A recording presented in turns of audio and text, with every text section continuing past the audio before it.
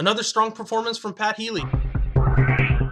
What's up, everybody? Back today with another review. It's going to be Cheap Thrills, starring Pat Healy from first-time director E.L. Katz. And one thing that's of note in this movie is the writing. So David Koechner and Trent Haga, hopefully I didn't mess up your names too bad. But the film stars Pat Healy as this down-and-out sort of family man that's behind on his house payment. And as the movie starts, his day is getting worse. He runs across an old friend played by Ethan Embry, and it took me the whole movie to recognize who he was, but it's the guy from Freaky Links. They run across each other in a bar, and they're about to have a drink when they run across two other mysterious characters played by Sara Paxton and David Koechner.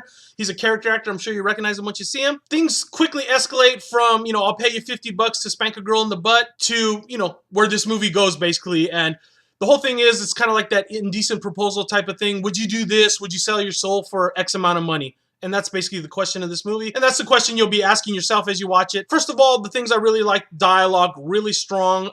Type of movie that could be done on a stage probably, because it takes place in like 2 locations. They're kind of marketing it as a comedy thriller, and it's definitely a thriller. Comedy-wise, it's more like the Tarantino dialogue of things, not really like a slapsticky comedy. At times, it is kind of funny, definitely. Overall, well acted by all 4 of the main characters. There's only 4 of them in the movie, and they all do a great job of their characters. And overall, it's just basically entertaining. It's a quick movie, an hour and 30 minutes, and it keeps your interest. It's nothing you haven't seen before, and that kind of takes me into some of the bad stuff. One of the things they touch on in this movie is sort of the resentment friends can have for each other.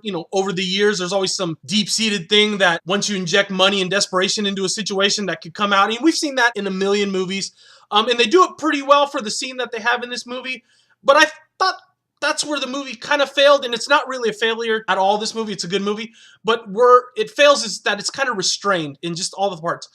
It could have been like a crazy comedy, and they could have made it funnier. It could have been like a crazy thriller, and they could have made it more crazy. It could have been more about the psychology of, selling your soul for money, but they kind of kept it restrained, and I know the filmmakers, they probably did that on purpose, and I did kind of like it, but I felt they should have been a little more risky with some of the stuff they introduced in the movie. Some of the twists also I thought were kind of like, oh god, that's from that movie, or kind of felt like, really, would these guys do that for that much money? It's not that much money. I don't see myself being that desperate for that kind of money, even if I was losing my house. And that's the question you're going to be asking yourself in this movie. Would I do that for that amount of money? If you wouldn't do it, you might not like the movie. There's some of the stuff I wouldn't do, obviously. I thought it was kind of a little bit ridiculous. But overall, I like the movie. I'm still going to give it a 4 out of 5 stars just because I like the dialogue. I like the small films that could take place, on a stage. And overall, I think the film is done well, even though it's nothing really new. It was well acted. The characters were good. But don't expect any big-time blood and guts or anything like that.